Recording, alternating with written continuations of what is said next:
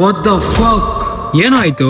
2002 ಅಲ್ಲಿ SARS virus, 2008 ಅಲ್ಲಿ swine flu, 2014 ಅಲ್ಲಿ ಎಬೋಲಾ, 2020 ಅಲ್ಲಿ ಕೋವಿಡ್-19, ಈಗ 2026 ಅಲ್ಲಿ ಹಾಂಟಾ ವೈರಸ್.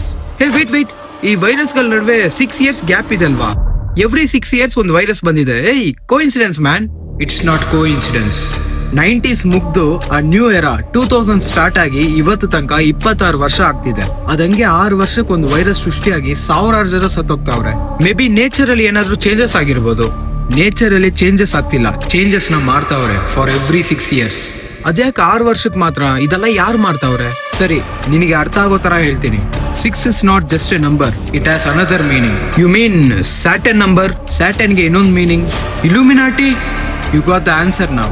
ಹಂಗಂದ್ರೆ 6 ವರ್ಷಕ್ಕೊಂದ್ಸತಿ ಇಲ್ಯುಮಿನಾಟಿ ಅವ್ರ ರಿಚುವಲ್ಸ್ ನ ವೈರಸ್ ಮೂಲಕ ಮಾಡ್ತಾವ್ರ. ಅದರಿಂದ ಸಾವಿರಾರು ಜನ ಬಲಿ ಕೊಡ್ತಾವ್ರೆ.